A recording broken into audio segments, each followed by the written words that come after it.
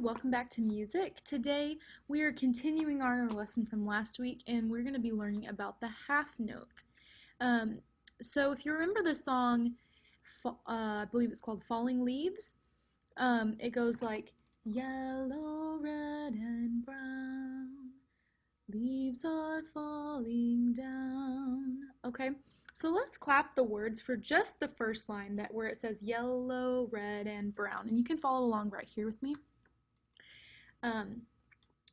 Yellow, red, and brown. So how many sounds did you hear on the first beat, which is going to be this beat right here? Yellow.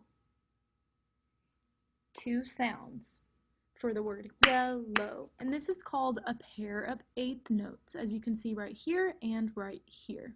Some teachers call it TT. When we're reading rhythm, it's easier to read it as TT instead of pair of eighth notes, just because that's a longer name. Do you remember what one sound on the beat is called? Like, for example, autumn leaves are falling, fall. One beat, one note on the beat is called a quarter note or ta, and you can see that right here. A sound that is held for 2 beats is called a half note, and some teachers call this 2 because it is 2 beats in 4/4 meter, and that is shown right here where you have brown, 2, it's taking up 2 beats. I'll just go right back here and remind us. I know we did this last time, but now that we have the names for what each of the notes are called, I'm just going to use those as we fill them in, okay? So yellow, when we have 2 notes on one beat, that's called a pair of eighth notes, or TT, okay? Red and also TT. And then I'm going to let you figure out what brown, which one is that one going to be? Is that one going to be TT, ta, or 2? If you said 2, that's correct, because brown takes up 2 boxes, and that is called a half note. It gets 2 beats. All right, think about this next line right here. I'm going to let you have a few seconds to think.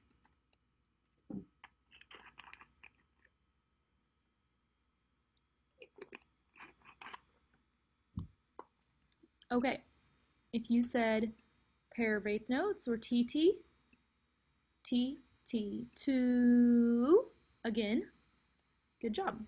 We have 2 pairs of eighth notes and then a half note, which has 2 beats in it.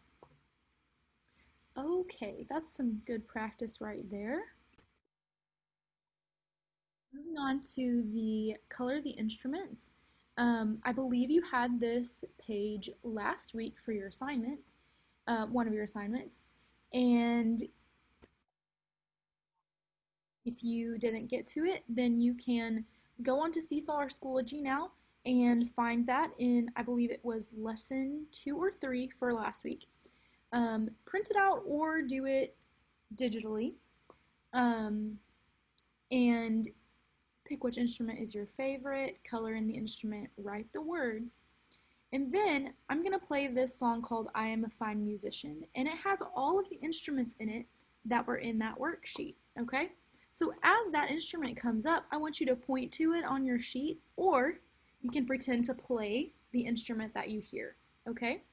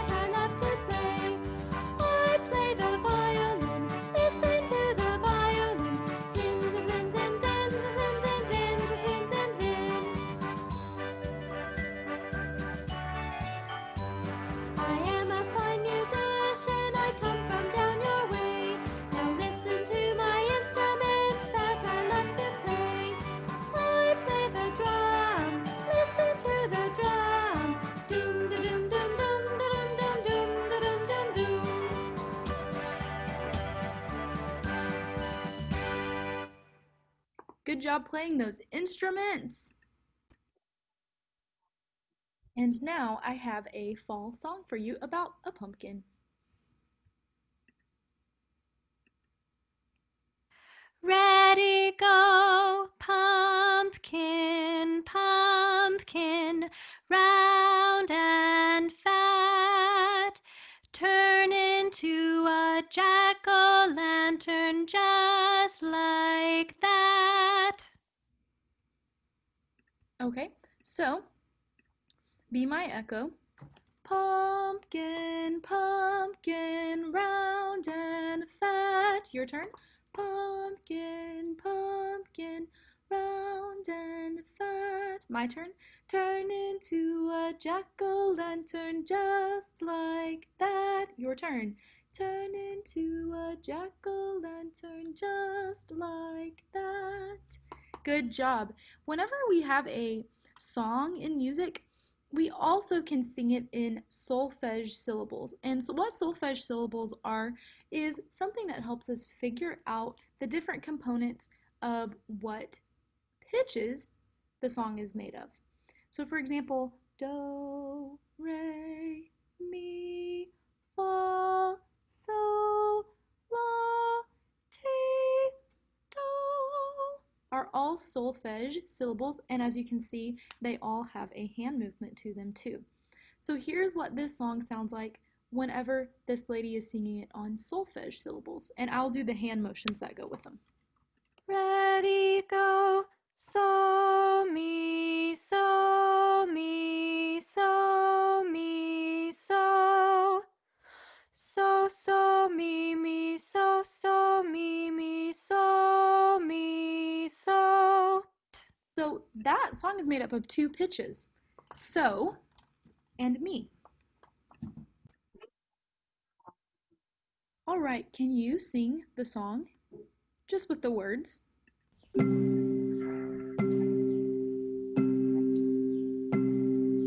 Pumpkin, pumpkin, round and fat. Turn into a jack-o'-lantern just like that.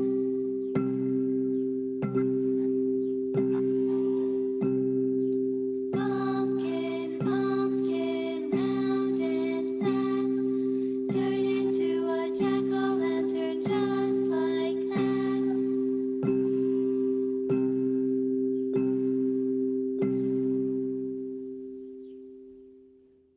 Okay.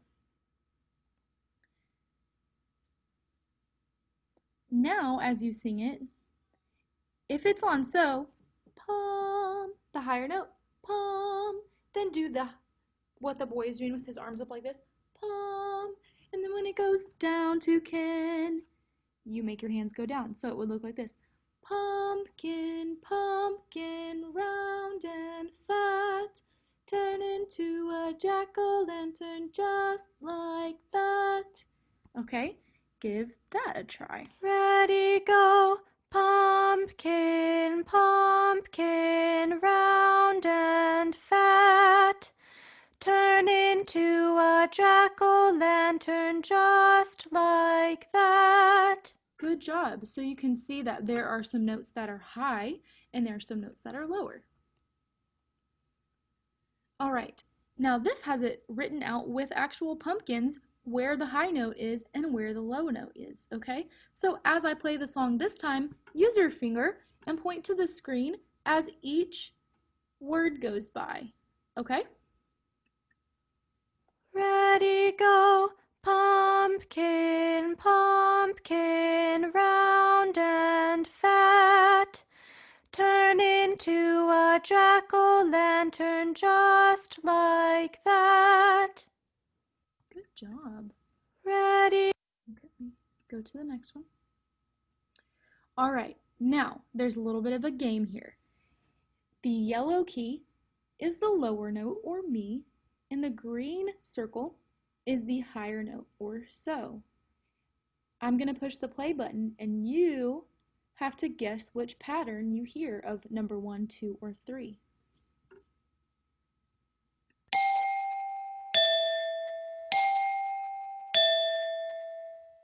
Look at your three options. Play it back in your head. Ba, ba, ba, ba. I'm going to play it one more time.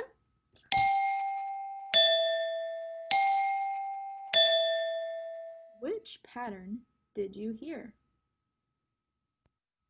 If you picked number 2, then you're correct. Good job. I think we have a couple more of these. Listen for this pattern.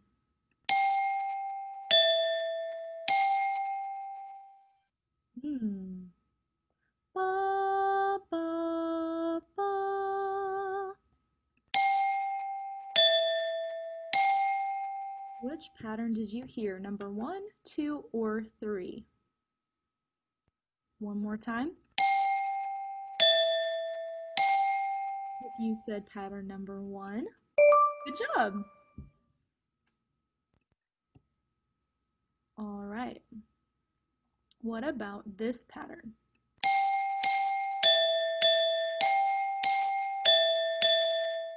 A high note first or a low note first? Ba, ba, ba, ba, ba, ba, ba, ba. Listen again.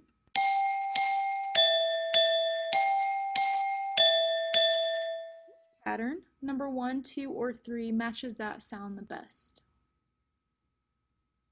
I'll let you listen one more time.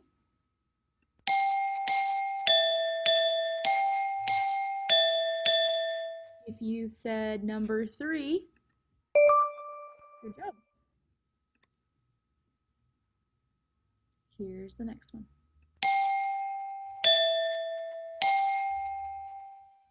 This sounds like one we did just a minute ago. Ba, ba, ba. Listen again. Is that number 1, 2, or 3? I'll let you listen to it again.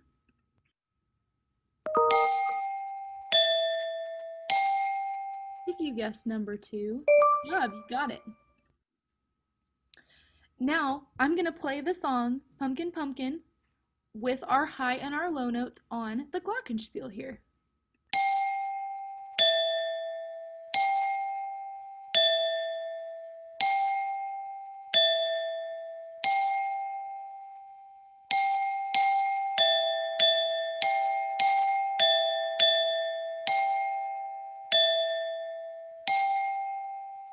Yay! Okay, so let's drag the patterns to match the pattern with the words. Pumpkin, pumpkin. To me that sounds like high, low, or so me, so me. Which of these 4 patterns looks like high, low, high, low? I believe it's this one right here. Pumpkin, pumpkin. Now let's look for round and fat, or high, low, high, or so me, so. Which one is that one going to be? These are our choices right here. If you think this one, then you're correct. Round and fat. Here's our next one. Turn into a jack-o'-lantern. High, high, low, low, high, high, low, low. So, so, me, me, so, so, me, me. Which pattern goes there? It's gonna be this one. And then our last one says, just like that. Sounds kind of familiar, doesn't it? We have something else in the song just like that. Good job.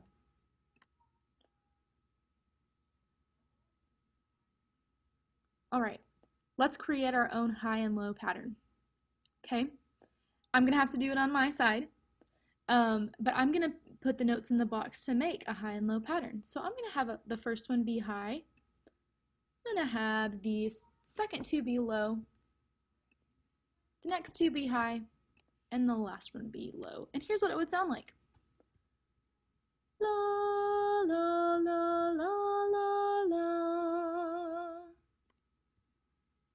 I wrote that song all by myself. And you can write one too. So think about what would you like to do? Would you like to start out your song with a high one or a low one? Okay.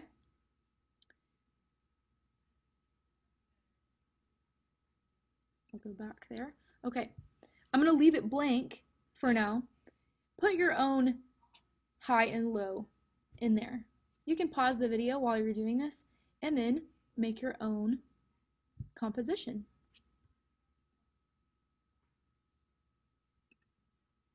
Okay, moving on. This is what I was talking about earlier with the solfege. They all have note names. In the song Pumpkin, Pumpkin, round and fat, the higher note is so and the lower note is me, and you can use hand signs to show that.